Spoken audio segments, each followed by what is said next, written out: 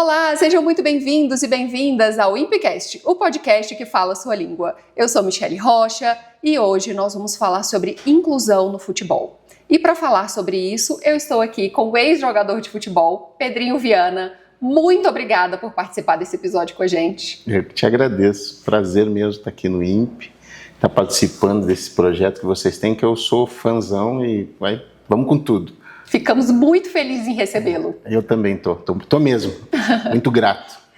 Pedrinho, como você descobriu que poderia trabalhar com pessoas neurodiversas? Legal, né?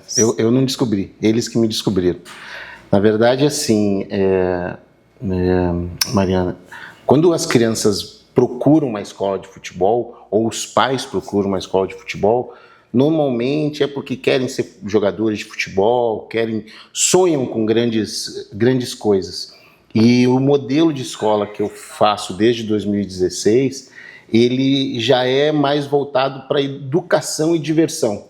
É para ter a criança que é o gordinho, que não gosta de fazer atividade física e precisa, é o menino que usa óculos, é a menina que dança balé, mas gosta do esporte.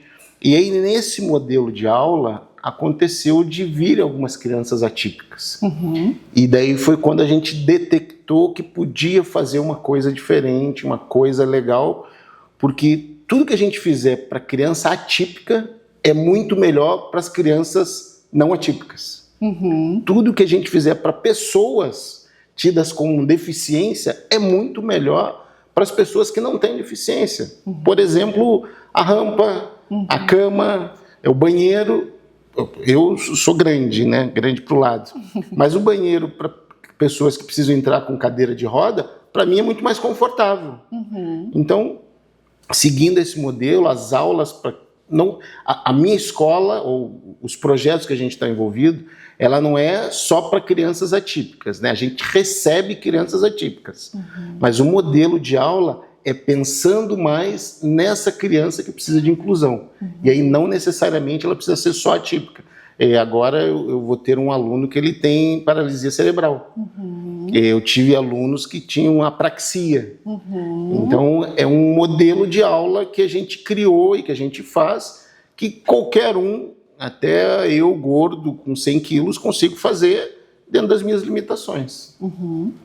E qual que é a importância do futebol para crianças neurodiversas? Isso é uma coisa muito legal que a gente tem detectado nos últimos 2 anos, e a gente tem bastante neurodiverso, e a evolução a ponto de crianças não verbais estarem conseguindo balbuciar, conseguindo se manifestar por conta da aula de futebol. E isso não sou eu que estou falando, são os psicólogos que acompanham a criança. São os terapeutas que cuidam dela. Uhum. Por exemplo, crianças que têm problema com equilíbrio, que têm problema com som.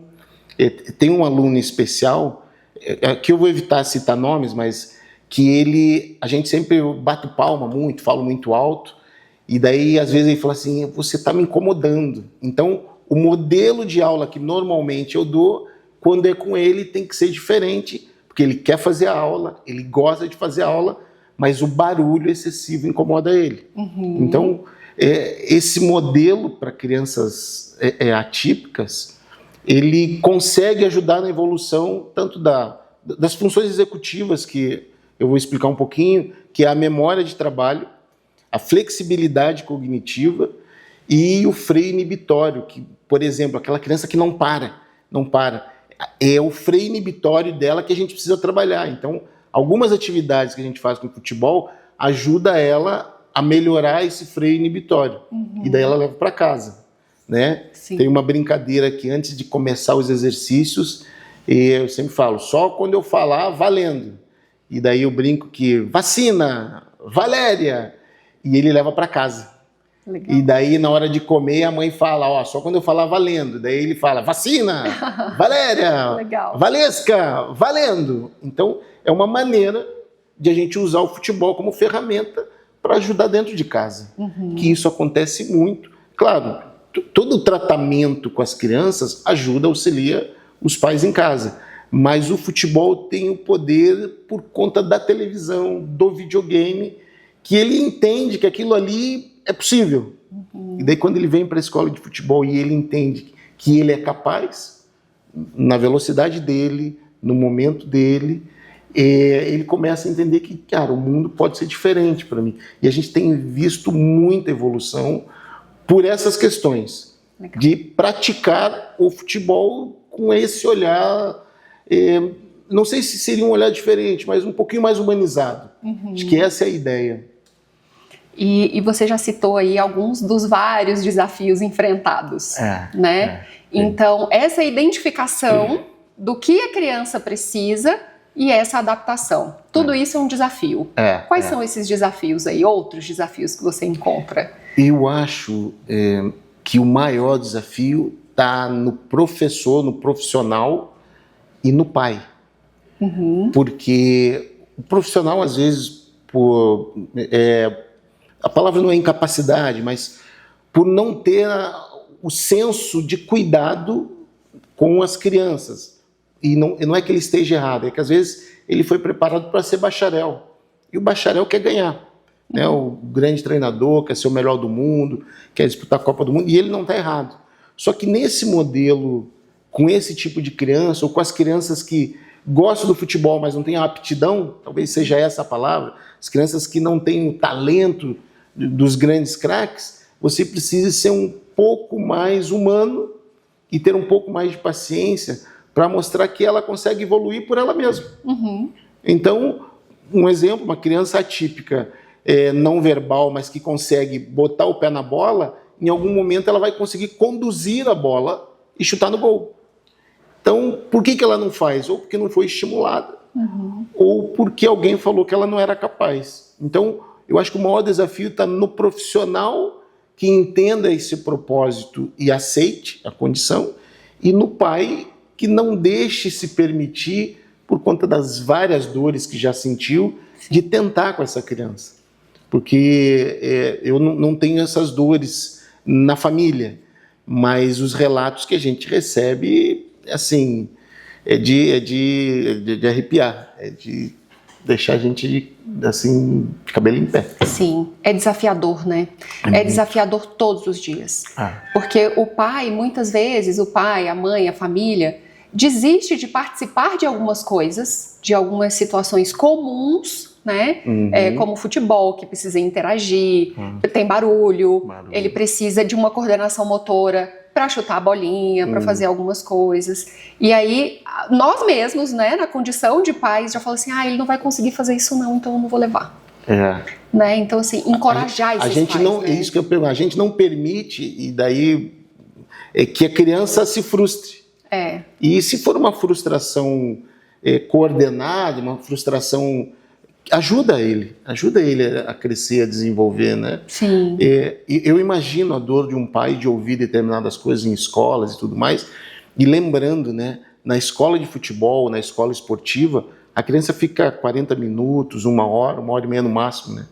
E as outras 23, não é fácil a vida de um pai atípico, né? Sim. Talvez isso faça que o desafio dele seja maior de vou tentar mais uma vez, ou vou buscar mais uma vez, além dos recursos financeiros, porque não é toda a escola de futebol que financeiramente acolhe, porque às vezes por um trabalho social, o profissional que está ali, ele só está visando encontrar o Neymar para fazer, mas não tem aquele carinho de vamos botar esse aqui, porque às vezes, cara, o garoto que tem um hiperfoco pode virar um grandiosíssimo analista de desempenho, porque o foco dele é aquele, né? Sim. Tem um caso legal de uma criança que não queria mais jogar bola, ela era nosso aluno. E daí não quero, então fica aqui, vou te dar o apito, você apita. Só que você tem que prestar atenção quando eu falar para você apitar. Ganhamos um árbitro, porque daí ele começou a gostar da ação de apitar, de coordenar. Falou, você tem que avisar que está errado. Corre ali, começou a interagir, terminou o ano sendo meu auxiliar. Gente, que legal. Mas por quê? Justamente por conta do ambiente. Então, talvez ele seja um menino que vai entregar água, mas se você valorizar a entrega da água, ele vai ficar feliz. É isso. E aí está incluído. Talvez ele não seja o camisa 10, mas ele seja o árbitro. Então é ter um pouquinho de olhar, ter uma percepção de que o ser humano que está ali, o ser humaninho, talvez ele queira estar num ambiente que seja agradável para ele. E essa escola pode ser esse ambiente, né? E olha que legal que você trouxe, né? Porque às vezes o menino não quer jogar bola. Não quer. E tá tudo bem. E tá tudo bem, isso mesmo. Então vamos ajudar? Vamos guardar alguma coisa? Vamos oferecer alguma coisa? Vamos apitar o jogo? Fazer outra coisa diferente. Pra vocês terem uma ideia, a comissão técnica da seleção brasileira tem 53 pessoas que ninguém sabe o nome. Sim. Que estão fora do campo. São 11 jogando e 53 do lado de fora. Talvez essa criança atípica, pelo hiperfoco, seja um desses 53 ali na frente. Exatamente. Então, a gente não pode descartar a possibilidade dele estar no esporte, dele estar fazendo um negócio legal, mas não ser o camisa 10. Ser alguém que está no staff. Sim. E às vezes ele é um fotógrafo. Tem uma visão sensacional. Bom, vamos descobrir isso. Vamos gerar essas situações para as crianças. Pedro, e é importante isso que você está dizendo, né? Ele pode ser, no hiperfoco, utilizar esse hiperfoco como uma habilidade. Pro esporte, exatamente. Para ser autônomo, para ter os recursos financeiros e ser autônomo. Essa questão da autonomia, que eu acho que talvez seja o que é mais dolorido para um pai atípico, que eu acho que é um momento de a gente conseguir fazer. Um exemplo, deixar a criança na escola. É claro que você tem que ter um profissional que queira entender esse processo, mas deixar ele na escola de futebol justamente para ver a que ponto vai essa autonomia. Isso. Por exemplo, isso. Olha, você não quer jogar, mas eu preciso de alguém que leve o gelol, que busque a água. Topa? Topo. Vamos ver o que ele faz? Puxa, ele não gostou, a gente viu que é muito difícil. Vamos buscar uma outra situação? Criar esse ambiente ou a que a gente descobre o hiperfoco, às vezes a gente não sabe qual é. Exatamente. Ou que se já tem, por exemplo, ele tem altas habilidades, é um aluno novo até, e ele é guitarrista, ele faz aula de guitarra. Que legal. E daí os pais falaram o relato de por que tiraram da escolinha de futebol, que é quase sempre a mesma coisa, porque as pessoas são meio más, porque você não joga nada, porque você é ruim de bola. E o que me incomoda são os profissionais que permitem isso, que falam, que deixam claro. E assim, eu vou falar do comercial, do dinheiro. Se a tua escola é de competição, seja claro lá na largada. Olha, aqui só quem é para competir, beleza? Beleza, ele não está errado. E daí o pai vai procurar uma escola que não seja de competição. Sim. Beleza. Chegou na escola que não é de competição, olha só, aqui eu não tenho competição. Você topa?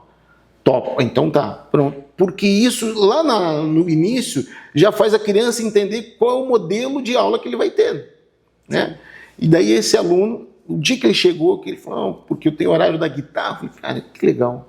E o pai falou, ele tem altas habilidades e tem um hiperfoco. Eu falei, então, se você não quiser ser aluno, beleza, mas eu queria que você fizesse um show de guitarra aqui. Daí ele, sério? Eu falei, sério. A gente vai fazer a inauguração dia 5 de abril e eu preciso de um show. E você é o cara que eu escolhi agora. E daí ele foi fazer aula experimental. E daí agora ele faz aula experimental e ensaia para fazer o show. Então o foco dele está em ensaiar, não no futebol em si, mas em ensaiar, porque eu falei para ele, ó, qual é o time que você torce? Ele falou que é o Náutico. Então eu quero o Náutico, quero o hino do Náutico, o hino do Brasil, e mais 3 músicas que você adora. Por quê? Isso já faz com que ele entenda que, cara, eu posso ser diferente. Então, por que não criar essas alternativas de, vamos criar um hino aqui, ó, então você tem que criar esse hino, criar essa música. É difícil, mas é o foco dele. É isso. Então, é descobrir isso, é ter um pouco de sensibilidade, as pessoas entenderem que passa pelo amor. Não é meu filho, mas se eu olhar com um olhar de amor, eu vou detectar para que lado dá para ser. Não é muito difícil, né? Só ter um olhar um pouquinho mais... Só ter um olhar mais... humano, mais acolhedor. E olha só, ele já está observando o futebol. Já está fazendo as aulas experimentais. Isso, fez a aulinha e tocando. Daqui a pouco ele tem 2 hiperfocos, daqui a pouco ele tem 2 coisas legais para fazer. Então já amplia repertório. dele. E se você olhar para esse menino, ele usa óculos, é baixinho, gordinho, mas gosta de futebol, torcedor, é guitarrista. Por que não pode jogar futebol? No Brasil, tem uma questão que o futebol, ele socializa. O cara que trabalha no banco, tem a pelada do pessoal do banco, e depois tem o churrasquinho. E daí ali ele conhece o chefe, conhece o subalterno e tal, bate papo, assina outra empresa. O futebol faz com que você entre no teu meio de trabalho mais leve. Então, infelizmente ou felizmente, chamado como esporte bretão, ele está em todos os segmentos da sociedade. Porque quando você chega em alguns locais, por exemplo, o rapaz pergunta qual é o seu time, não qual é o seu nome. Qual time você torce? Aí, em função do time que você torce, você vai receber um copo com água ou não. Ó, que é uma aguinha. Então, legal. Isso está na nossa cultura, está enraizado. E daí a criança atípica, que também tem um time, porque ele tem avô, tem o pai, por que não valorizar isso? Né? Criar situações que ele use aquilo como ferramenta de tratamento, talvez. E olha só, já trabalha as habilidades sociais. Sempre. Porque tem um assunto em comum, ele está no meio de outras pessoas que estão falando sobre outras coisas também. Exato. E ao mesmo tempo ele também pode falar sobre o futebol. O futebol, porque ele pratica, do jeito dele, mas ele pratica. Então, é uma ferramenta poderosa, legal, se usada para o bem. Legal. Né? Eu costumo dizer que é igual a faca que corta manteiga, né? Se você usar para o bem, ótimo. Se você usar para o mal, mas o futebol tem esse poder. Tem esse poder. E quais são as adaptações que tem que fazer? E se precisa fazer, né? De fato. É muito sério isso que você está perguntando, porque a adaptação é zero. É o profissional. É a escola entender. Porque a bola já está ali, as crianças já estão ali, o campo já está ali, mas como que o profissional recebe essa criança? Existem alguns relatos, assim, mais uma vez, eu não sinto as dores do dia a dia de um pai atípico, mas quando vem uns relatos, e eu perguntei para uma mãe, falei, e você não fez nenhum escândalo, não brigou com ninguém, não quebrou nada? Ela falou assim, não, eu estou acostumada. Isso, para mim, que não sou um pai atípico, dói muito. Porque são coisas, na minha concepção, muito agressivas. Você falar, o seu filho não pode estar aqui porque ele não comporta o que as outras crianças têm. Calma aí. Isso é preconceito. Isso é preconceito. Ah, mas preconceito racial, eu não sei que tipo de preconceito. É preconceito. É crime. É crime. E por isso que eu perguntei para ela. Falei, tá, e você não quebrou nada, não brigou? Não? Eu estou acostumada porque a criança tem 9 anos. Nesses 9 anos, aonde eu vou, eu ouço alguma coisa assim. Ah, porque ele é mal educado, porque... Mas ninguém nunca perguntou para mim, por que teu filho faz isso? Sim. Então, qual é a adaptação? É humanizar. Sentar com a mãe, tenha paciência, deixa ele brincar aqui, vamos entrar ali. Se ele ficar 2 minutos, ótimo. Na próxima ficou 3. Tem algumas coisas, mas daí eu vou cobrar. Cara, sinta o teu coração se é necessário cobrar ou não. Sim. Se faz parte do processo, deixar a criança se adaptar para depois. Porque é humanizar. É simples assim. Então, qual é a adaptação para fazer num campo?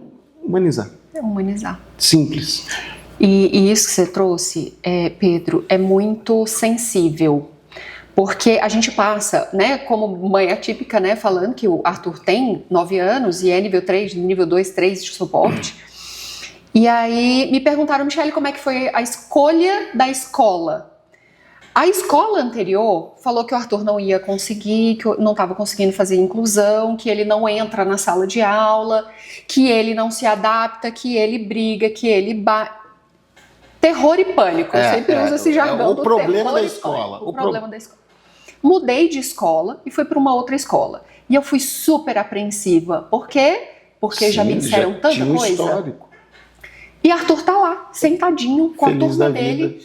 Dá as coisinhas dele, mas assim, ele tá lá, ele tá sentado, ele tá incluso, ele tá com a AT dele, mas a AT fica super distante, e ele fica. Então, assim, a gente se acostuma, a gente acaba normalizando essas coisas ruins que a gente vai escutando. Você comentou uma situação, eu lembrei aqui, e a gente teve escola, ainda tá, na PUC do Rio Grande do Sul. E uma vez eu recebi uma mãe de um garoto atípico, eu ainda não tinha essa especialização e tal, e ela me ligou numa outra escola próxima, o meu filho e tal, pode fazer uma aula experimental? Pode. Só que ele tem 11 anos e tem que fazer no sub-7. Eu falei, por quê? Porque ele tem uns problemas. Daí eu falei, traga ele aqui, mas ele não vai fazer no sub-7. Quando ele chegou, eu detectei qual era o problema. E falei para o meu profissional, falei, olha, chame alguém da escola, e aí vimos um menino que era o popular, e, cara, você vai ajudar esse garoto. Sempre você vai fazer as atividades com ele em dupla, vai incentivar ele, vai...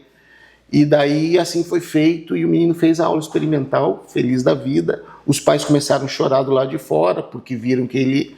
Vamos fazer a matrícula. Eu falei, não, espere, volte um outro dia, mas pergunte para ele se ele quer. Você vai entrar no carro e não vai tocar no assunto de futebol, vai falar de Rosita Sofia, das coisas, para ver se ele fala. E daí ela voltou no mesmo dia.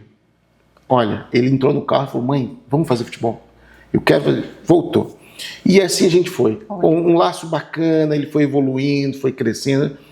Eu recebi uma proposta e fui para o Catar. A escola ficou sob outra direção. E aí, passando os 6 meses, esse pai me mandou um documento, uma carta, que estava entrando na justiça contra a PUC, contra a escola, contra os profissionais, porque negligenciaram a situação dele e ele agrediu uma criança. E daí o pai da criança que foi agredido acionou ele e ele acionou. Por quê? Eles colocaram ele numa situação de competição e de nervosismo, coisa que a gente não fazia. Então é o que você está falando da escola. Como que a gente acolhe uma criança? Cara, fazendo ele entender o processo, não instigando ele para o que a gente acha que é o ideal, quando na verdade o ideal para ele é praticar, não é competir.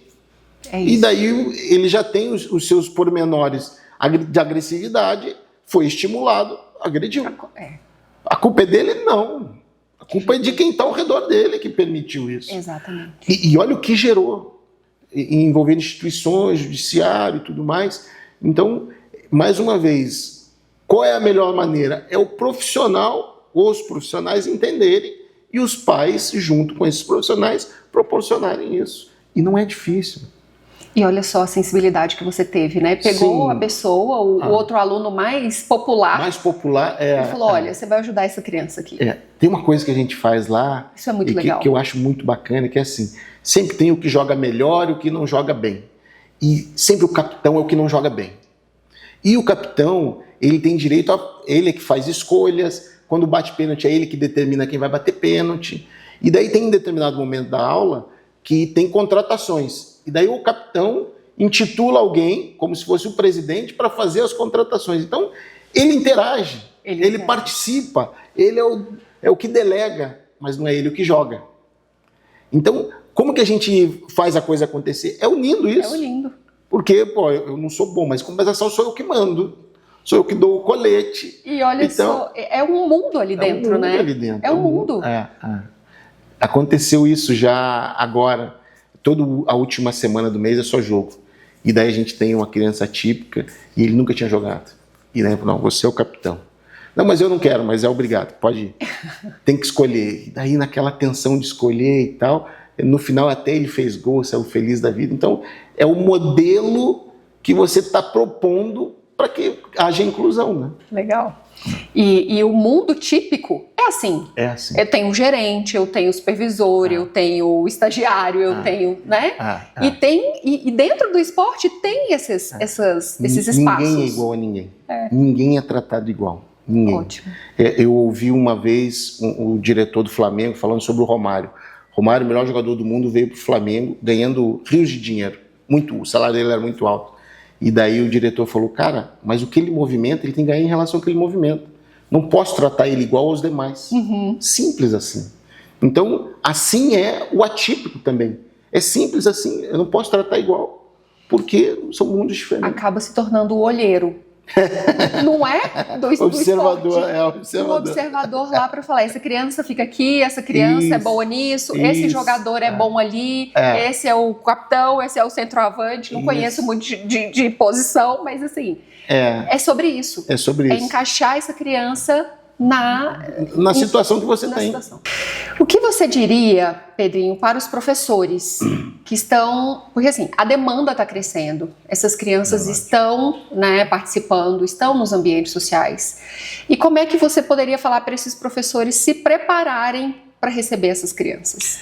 Michele tocou num ponto legal, que eu acho até que vale a pena como um podcast.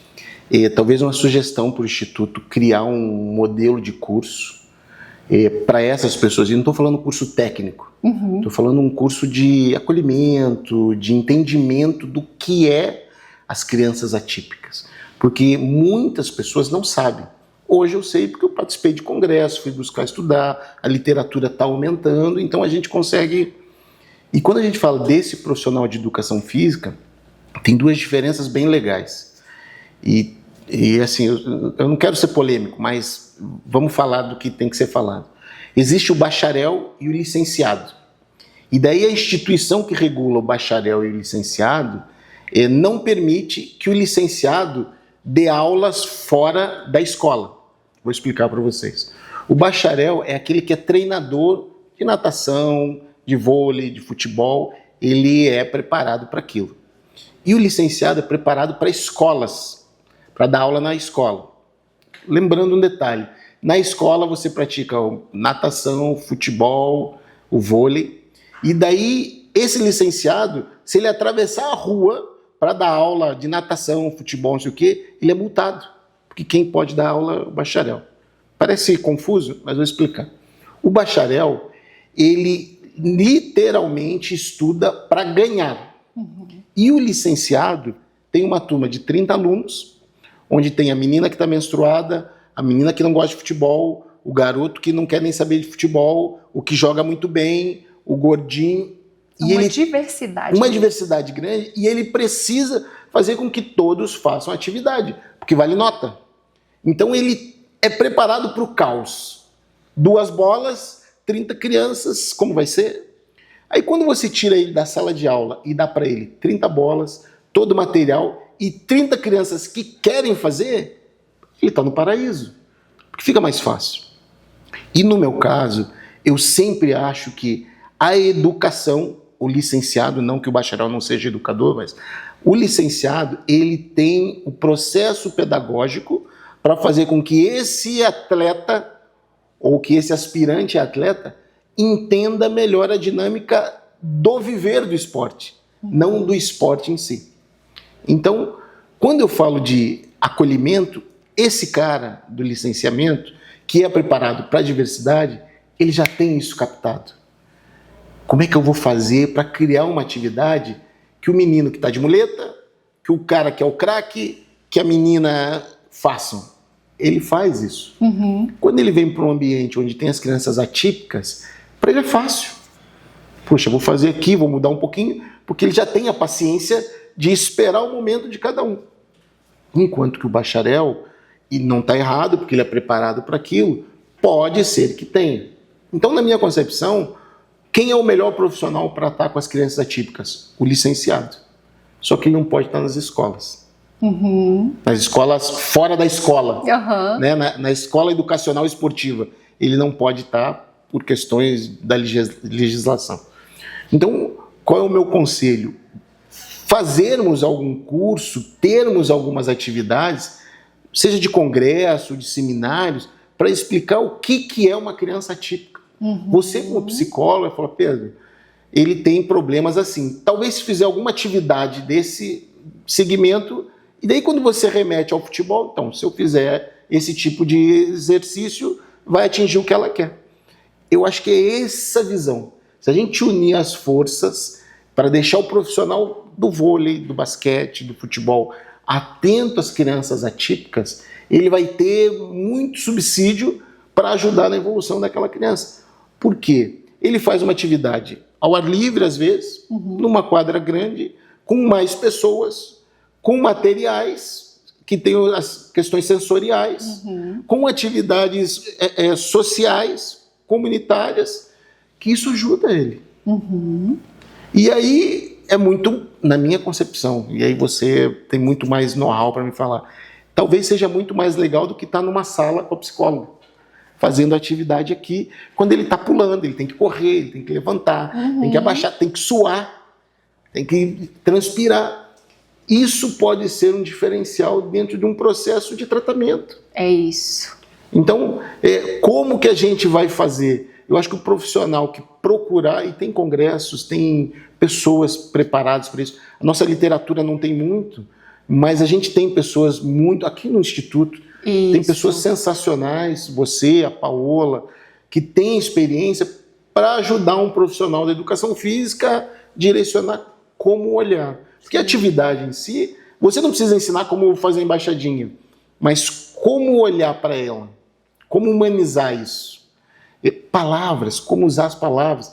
Tem algumas palavras inofensivas que a gente usa e que isso pode acarretar problemas para o pai, para o aluno. Então é criar esse mecanismo de auxílio ao profissional de educação física, que eu acho que não tem nesse momento. É esse olhar, né? É o olhar, essa sensibilidade. Aqui no Instituto a gente tem uma estrutura, né? Você já conheceu aqui, muito diferenciada. Tô doido para fazer um campinho de futebol, né? Que o diretor esteja nos assistindo. É sobre isso, né? Por quê? Porque eu tenho um ambiente mais estruturado, mas a gente tem o parquinho, tem o verde, tem a grama, onde essa criança consegue se regular, sensorial. Consegue pular, consegue tirar um pouco dessa energia, desse estresse e voltar de novo, né, para a terapia. Isso é muito legal. E isso dentro do futebol, os meninos... É o que é. É o que é. Tem que correr, tem que voltar. E uma coisa que eu sempre peço, que eu gosto que eles gritem, eu gosto que eles falem. Eu sempre oriento os meus professores. Se eu estiver lá na sala ouvindo as crianças rindo e gritando, senão a aula está boa. Se tiver muito mudo, alguma coisa dá ruim. Então, elas precisam extravasar, precisam gritar, precisam falar. Se colocar na posição de, cara, aqui eu sou protagonista. Legal. A criança é a protagonista ali, por isso que às vezes dá certo. Porque a gente ouve eles. Uma coisa legal, quando as crianças vão lá na nossa escola fazer aula experimental, a gente se dirige à criança. O pai é segundo plano. Então, tudo bem? Qual é o seu nome? Qual é o seu time? A gente faz uma brincadeira do time. Você gosta de futebol? Você quer fazer aula experimental? Quero. Aí ele vai para lá. Daí sim a gente fala com o pai, tudo bem, pai, prazer e tal. Se ele quiser, a gente aceita a matrícula. Quando a criança sai do campo, a mesma coisa. Tudo bem, gostou? O que você achou? Você viu que é chato? Você viu que o professor Não, eu gostei. Você gostaria de fazer a matrícula? Pai, então vai lá, tá liberado. E a nossa secretária, a tia Sol, nas horas vagas é minha esposa, tem essa orientação de também, você gostou? O que você achou? Você gostaria de... não sei ainda. Então faz uma nova aula experimental. Isso não muda a vida de ninguém um dia ou 2 dias. Não é o dinheiro em si. Mas esse olhar para ele ser protagonista, e eu não estou falando que as crianças mandem nos pais, não. É que determinadas ações, se a gente dá uma autonomia vigiada, é bom. É bom. Você está escolhendo a escola de futebol. Então, você sabe que tem horário, você sabe que tem responsabilidades. Você está afim? Isso é uma responsabilidade vigiada. Tua. Então, você sabe que tal dia você tem que cuidar do seu uniforme, você tem que limpar, você tem que... Pronto, você já colocou ele no mundo de, cara, eu preciso me organizar para isso. Faz parte da nossa educação. Legal. Olha só, quanta coisa boa, né? Muita coisa legal. Isso não significa que vai ser fácil. Não. Porque tem lá seus desafios. Sempre. Porque às vezes não quer fazer, eu falo até de vez em quando, né? Meu filho às vezes empaca, que eu falo, meu Deus do céu, e agora, né? Ele não vai sair. Mas quantas vezes você também empacou? Então, não quero por que a gente cobra da criança, né? Tem coisa que o adulto normal não quer fazer. E não faz. Procrastina, né? Eu faço, tal. Aí você cobra da criança, porque tem que ser... Cara, tem um pouco de sensibilidade, entendeu? E se eu tivesse no lugar dele? É chato, né? Às vezes não gosto de futebol. Sim, e tá tudo bem. E tá tudo bem. E às vezes eu quero muito, mas eu também não sei. E aí eu tenho que identificar até que ponto isso é um não querer por não saber. Exatamente. Por conta de habilidade, Pelo da medo da rejeição que já houve. Isso. Na família, vai brincar com o primo, vai não sei o quê. Já houve a rejeição. Uma criança de 9 anos atípica, e eu estou vivendo isso nesse momento, com um aluno que tem, eu estou tentando imaginar quanto de rejeição ele já teve nesses só 9 anos de vida. Só 9 anos de vida, porque ele está assustado. Porque lá ele é bem tratado, lá não sei o quê, e daí ele... Mas eu posso? Pode. E essa criança escuta o tempo todo. Você não consegue. O tempo todo. Você não sabe brincar. Eu não quero você aqui. Você não serve para nada. Eu estou te falando palavras inofensivas que agridem. Que agridem. É muito difícil. É delicado, hein? É delicado. E aí, quando a gente encontra uma escola que acolhe e que fala, tá tudo bem poder ir no seu tempo, e se você não quiser também, tá tudo bem, tudo amanhã bem. você faz, Isso sabe? Aí, é isso aí. Eu acho que é assim... É legal. Passos largos, né? É legal. Igual eu falei, passos largos de pontos positivos. E é uma coisa que a gente pode criar mais, que a gente pode fazer mais. E aí depende mais das pessoas do que das crianças. Talvez o olhar, a criança não é o problema. O problema são as pontas. O medo dos pais, que eu entendo, e tal, mas aonde recebe? Aonde recebe. Sabe, né? Existem relatos de escolas que não querem a criança e na outra que ele não quer sair da escola. Oh, que grande mágica. Humanizou só isso. E assim, de repente, às vezes aqui no instituto os meninos não querem ir embora. Eu não quero ir embora, porque... Mas tá na hora de... Amanhã você volta, eu quero ficar aqui, eu quero dormir aqui. Cara, esse lugar é maravilhoso. Esse lugar é maravilhoso. É maravilhoso. São sinais que a criança vai dando que, tá tudo bem. Estamos no caminho certo. Estamos no caminho certo. É isso. Então, quando acaba a aula, que fala, não, pai, me deixa aqui só mais um pouquinho. Só mais um pouquinho. E às vezes a gente na correria fala, não, a gente tem que ir embora e já carrega pro carro, tá, não sei o quê. Tudo bem, filho, vai ali, 5 segundos, corre e volta. E tem uma Esse coisa respeito, que você me fez lembrar, a gente recebeu uma criança atípica que estava fazendo, na verdade ele já tinha feito aula experimental, tinha matriculado. Foi a mãe que estava levando. E daí o pai foi, a aula tem 1 hora. O pai deve ter ficado pelo menos uns 40 minutos no celular. Não sei se trabalhando e tal, e eu fico do lado de fora porque eu sou chato mesmo, sou chato profissional. E daí o menino errou uma situação e bem na hora que o pai olhou, ele errou. O pai levantou, fulano, tem que fazer isso. Eu fui lá, falei, pai, desculpa, aqui na nossa escola o pai não fala. Quem fala é o professor e o aluno. Não, mas, não. Aqui na nossa escola o pai não fala. O pai só fala quando sai daqui, que se estiver no carro, aí você tem o direito de falar. Aqui ou você bate palma, fala que tá bom, que tá bonito, que tá legal, mas você não fala nada técnico.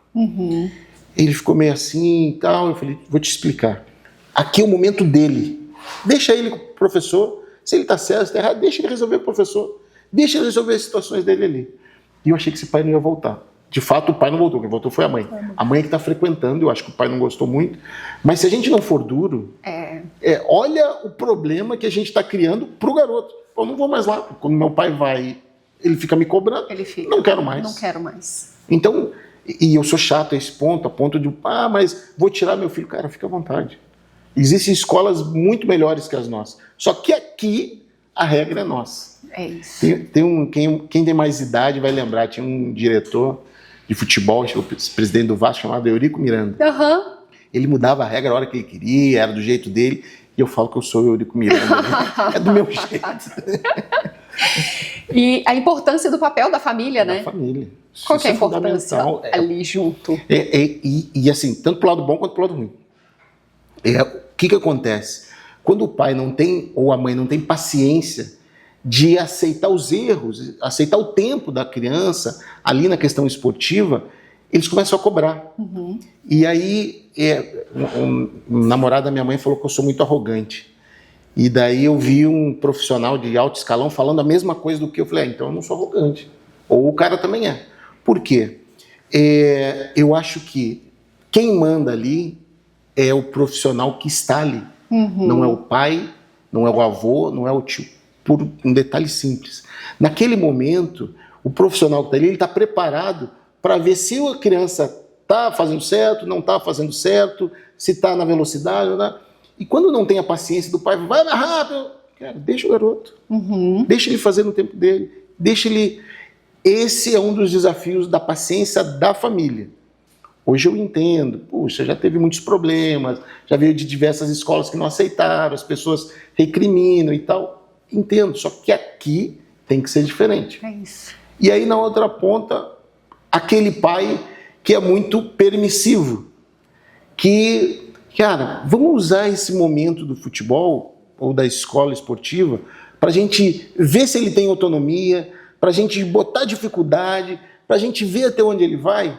Deixa ele cair, deixa ele se dar mal, ter a frustração, para você depois ter como debater até com ele. Porque ele está monitorado, a criança está monitorada, está cuidada. 100% do tempo ele está monitorado.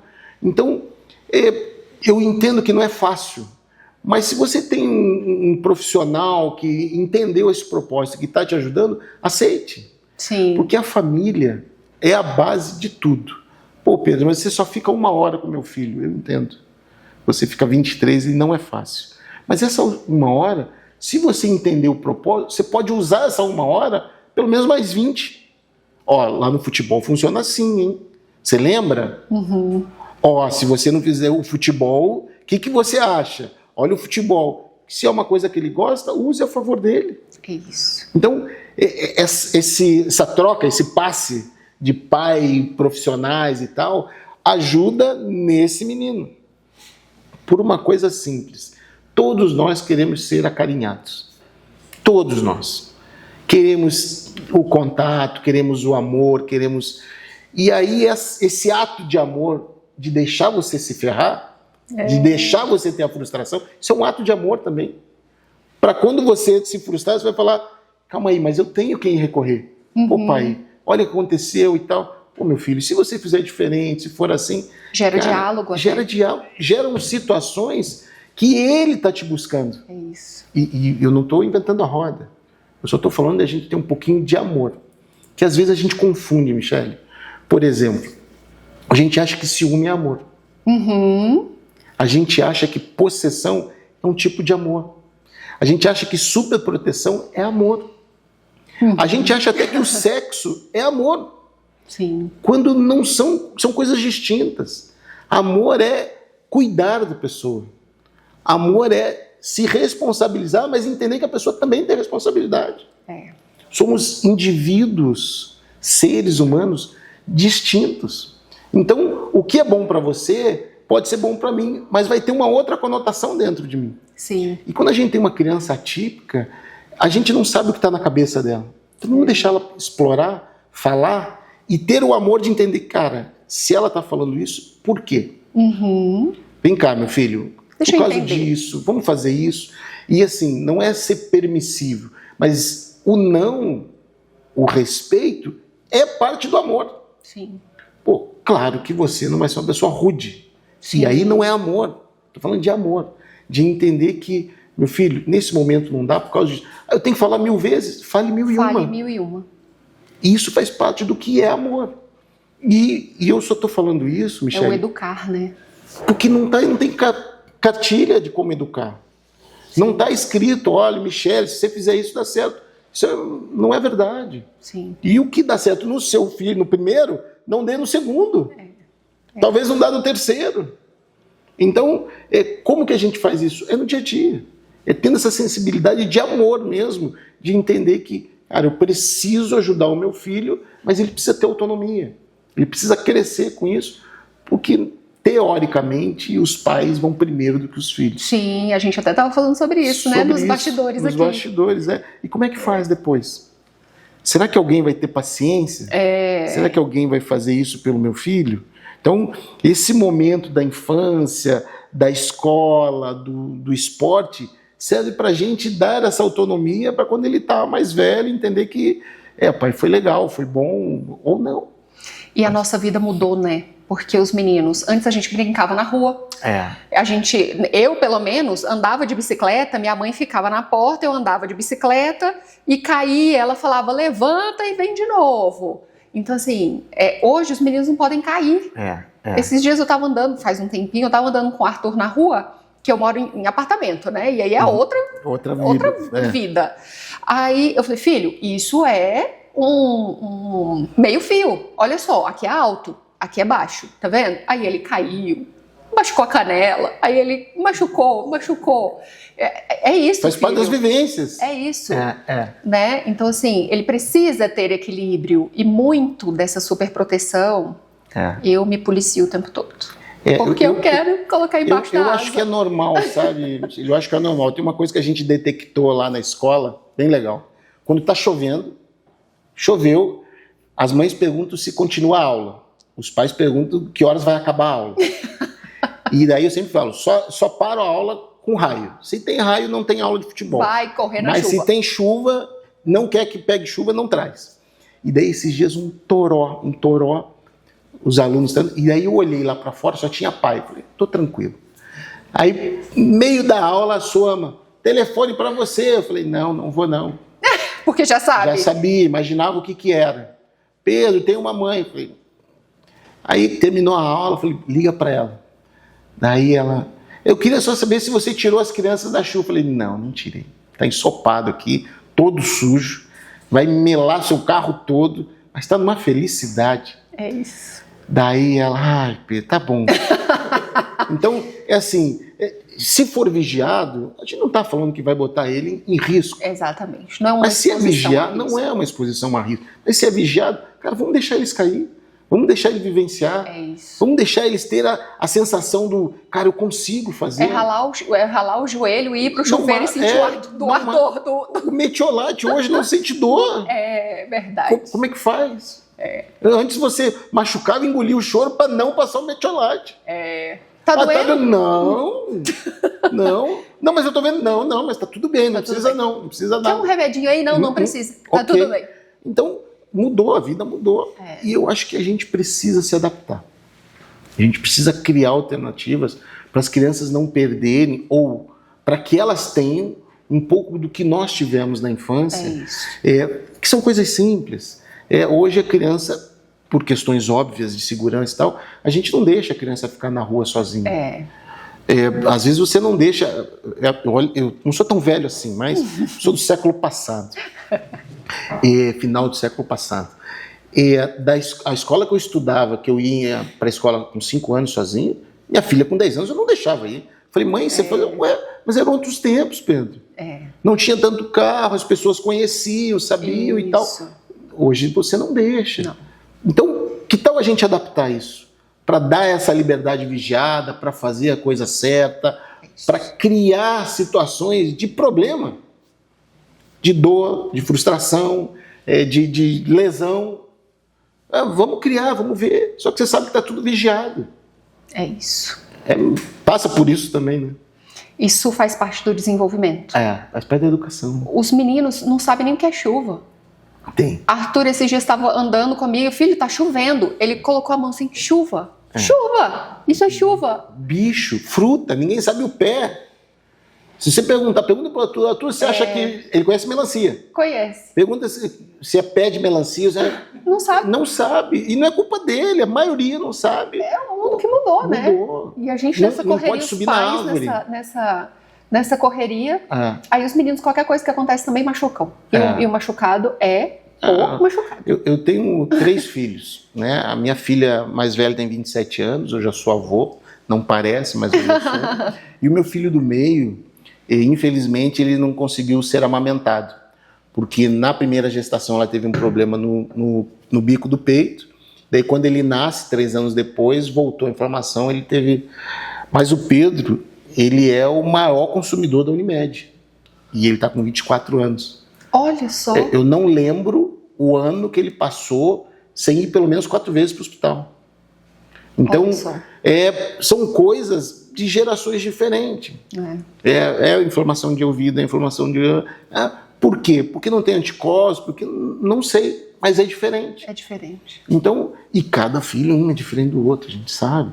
Então, imagine as crianças atípicas, as várias questões que a gente precisa trabalhar, e se a gente não unir forças, a gente vai estar aqui falando daqui 10 anos de novo, 20 anos de novo, porque as pessoas continuam com esse preconceito, com essas coisas. Então, E a gente tem um instituto sensacional, eu já estou falando da gente, que eu acho que a gente precisa que as pessoas vejam, que as pessoas conheçam. E mesmo quem não tem pessoas atípicas. Entender qual é o seu papel, o processo que a gente pode ser útil. É isso. Seja no cabeleireiro, seja na farmácia, na escola de futebol, no restaurante. Porque às vezes chega uma criança atípica, às vezes nem vai no restaurante, mas se for, pô, a criança fez bagunça, o cara vem, porque não pode. Cara, é uma criança. É uma criança. É uma criança. E, Pedro. Rapidinho, antes, vai aparecer na filmagem eu falando, antes da gente encerrar, eu queria que você colocasse o bairro que fica a escolinha, né, os contatos, as redes sociais, por favor, pode falar aqui para essa câmera. Por favor. Isso, pode falar. Agora? Pra gente, eu vou colocar a barrinha com texto. Tá. A escola fica no Lago Norte, no Clube do Congresso, Juventus Academy Brasília, e em Formosa, no Colégio Visão, Juventus Academy Formosa. E as redes sociais, por gente? @Juventus Academy Brasília e em Formosa, @Juventus Academy Formosa. Tem um WhatsApp para contar? Tem o WhatsApp, que daí eu preciso colar. Não tem Preciso pedir para os universitários aqui. O de Formosa é 61 99904 0219. Juventus Academy Formosa. E a Juventus Academy Brasília, que fica no Lago do Congresso, no Clube do Congresso, é 61 99903 9678. Perfeito. Pode continuar, Mi. E Pedro, que conselho você daria para os profissionais que querem trabalhar com pessoas neurodiversas? Michele, isso é muito delicado, mas eu não sei se pode ser dado como um conselho. Mas, cara, procura o INPE. Procura o INPE. É sério. Vem até o INPE, procura a Michele, procura a Paola, procura o pessoal aqui. Senta, explica o que você está vendo, recebe o que vem delas e adapta a sua condição lá. Porque agora mesmo, nos bastidores, eu vi uma cena que eu estou emocionado, porque um profissional de educação física, não sei se isso é conselho, mas o cara gosta, o cara quer fazer e está cuidando de uma criança atípica com o que ele tem, se dedica, e eu não estou falando de dinheiro. Se você quiser ganhar dinheiro, você vai conseguir ganhar dinheiro, porque você pode cobrar o preço que for. Se você cobrar R$400 a hora e os pais verem que faz diferença, eles vão dar um jeito. Vão se endividar e vão fazer. Mas não é disso que eu estou falando de humanizar e de você impactar a vida de uma criança, de uma família, de uma estrutura. Então, cara, conselho, procure um pouco de conhecimento, que não tem na literatura, infelizmente ainda não tem, mas eu acho que o INPE, de tanto eu encher o saco que vai ter curso, vai ter alguma coisa, porque eu não estou falando de técnica, eu estou falando de sensibilidade, de humanizar. Porque técnica, o cabeleireiro tem técnica, mas se ele não tiver amor, ele não consegue cortar um cabelo de uma criança atípica. O médico tem técnica, mas se ele não tiver um olhar querido, ele não vai conseguir atender uma criança atípica. O preparador físico tem técnica, mas ele não vai conseguir ajudar essa criança a ter tônus muscular. Então, cara, procure algum profissional da área específica, da área médica, neuro, para você entender como são essas crianças, para você entender o teu papel e daí você conseguir aplicar. Porque eu tenho certeza absoluta, está crescendo a demanda, mas está faltando gente que tenha amor e humanize o seu trabalho. E daí pode ser o tiozinho que vende pipoca, o vice-presidente da empresa ou o tio Pedrinho lá na escola de futebol. Se a gente entender esse viés, o restante é mole, o restante é fácil, tenho certeza.